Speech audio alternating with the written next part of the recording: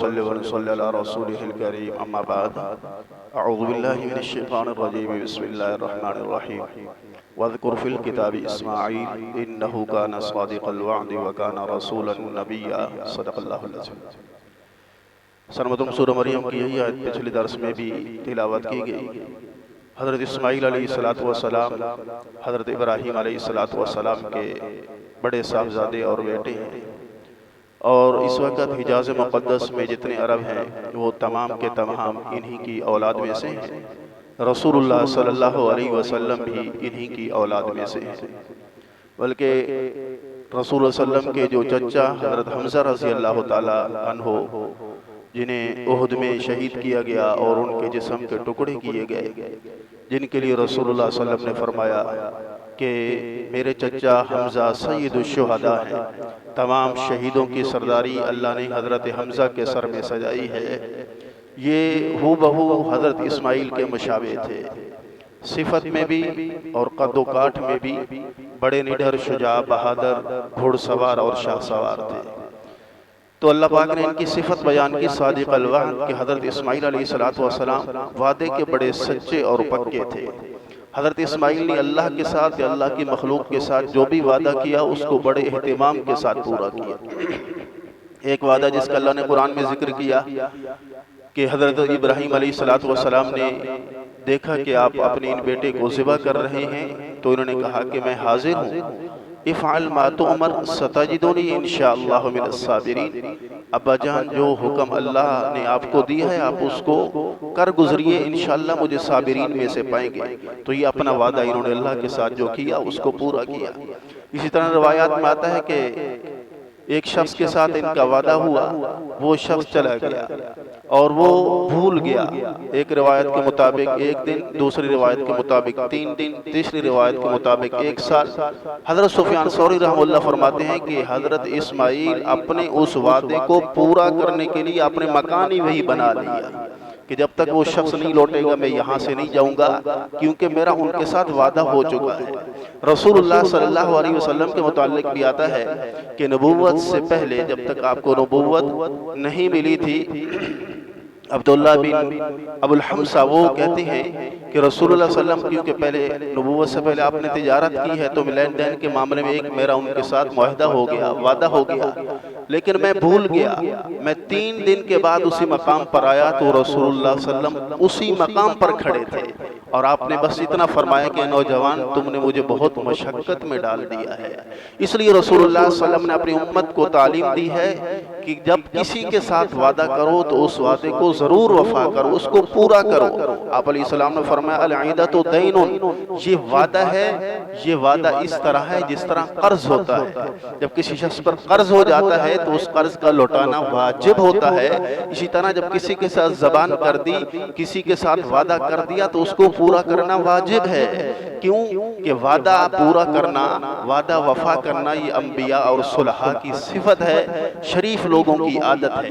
وعدہ خلافی کرنا، اپنا معاہدہ توڑنا یا کسی کے ساتھ وعدہ پورا نہ کرنا، یہ فاسقوں، فاجروں اور رذیل لوگوں کی حرکت ہے، شریف لوگوں کی حرکت نہیں ہے۔ بلکہ روایت میں اللہ کے وسلم نے اشارہ فرمایا کہ جو اپنا وعدہ پورا نہیں کرتا وہ مومن مسلمان نہیں ہے۔ آپ نے فرمایا آیت المنافق ثلاث، منافق کی 3 نشانیاں ہیں، جس شخص میں یہ 3 نشانیاں پائی جائیں گی وہ منافق ہوگا۔ کیا اذا حدث کذب، بات کرے گا تو جھوٹ بولے گا، اور اس کے پاس امانت رکھوائی جائے گی اس میں خیانت کرے گا۔ وَإِذَا وَعْدَ أَخْلَفَ، وعدہ کرے گا تو اپنے وعدے کو وفا نہیں کرے گا۔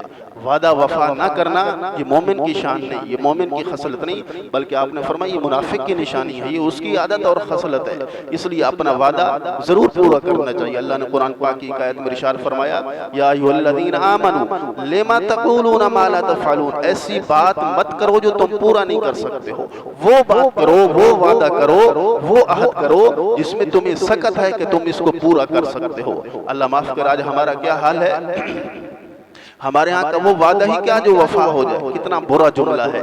بس مال نکالنا مقصود ہے کہ مال مل جائے، آگے پیسہ دینا ہے، پیمنٹ دینی ہے نہیں دینی، چیک دیا جھوٹا، پتہ ہے بھی کچھ نہیں ہے، بینک میں باؤنس ہو جائے گا سب کچھ، لیکن مال نکالنے کے لیے اپنے وعدے کو پورا نہیں کرے گا، یہ مومن کی نشانی نہیں ہے۔ جب یہ مومن کی نشانی نہیں منافق کی نشانی ہے تو مال میں برکت کہاں سے آئے گی؟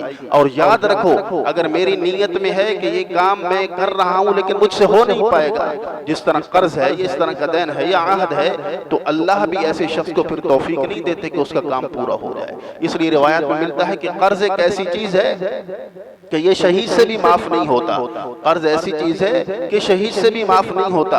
اور ایک روایت میں آتا ہے کہ جو شخص کسی سے قرض لیتا ہے اور اس کی پوری کوشش ہے کہ میں اپنے وقت پر اس قرض کو لوٹا دوں، اور میں کوشش میں لگا ہوا ہوں کہ اس قرض کو اپنے وقت پر لوٹا دوں، اور اس سے پہلے میری موت ہو جاتی ہے، تو مرنے کے بعد قیامت کے دن اللہ میری طرف سے وہ قرض چکائے گا، کیونکہ میری نیت ہے کہ میں اس قرض کو لوٹاؤں گا۔ اور اللہ ایسے شخص کے لیے پھر راستے بھی آسان کر دیتے ہیں کہ اس کے پاس ایسی سہولیات، ایسے اسباب آ جاتے ہیں کہ وہ اپنے وقت پر اپنا وعدہ بھی پورا کر لیتا ہے اور قرض بھی چکا لیتا ہے۔ ساری بات نیت کی ہے۔ تو میرے بھائیو، جس سے بھی عہد کیا جائے، وعدہ کیا جائے، چاہے وہ چیک کی صورت میں ہو، زبان کی صورت میں ہو، تحریری ہو یا تقریری، اس کو ہر ممکن پورا کرنے کی کوشش کرنی چاہیے۔ اگر کوشش کریں گے تو اللہ بھی اس کے ساتھ شامل حال ہو جائیں گے، یعنی اللہ کی مدد بھی شامل حال ہو جائے گی۔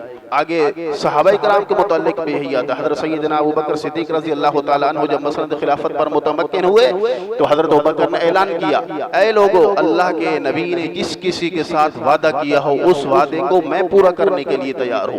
اللہ کے نبی نے جس کسی کا قرض دینا ہو اس قرض کو چکانے کے لیے ابوبکر حاضر اور موجود ہے۔ تو ایک صحابی جابر بن عبداللہ رضی اللہ تعالیٰ عنہ، انہوں نے عرض کیا، امیر المومنین، اللہ کے نبی نے مجھ سے وعدہ کیا تھا کہ اگر بحرین سے مال آیا تو میں تمہیں 3 لپیں اس مال میں سے دوں گا۔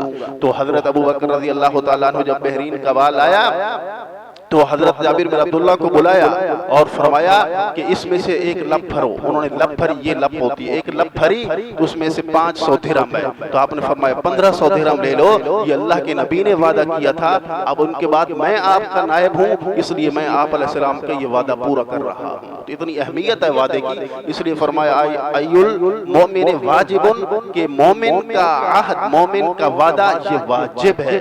جس طرح قرض کا ادا کرنا واجب ہے، اسی طرح جو عہد کیا جائے، جو وعدہ کیا جائے، اس کا وفا کرنا بھی واجب ہے۔ اللہ سے عمل کی توفیق عطا فرمائے۔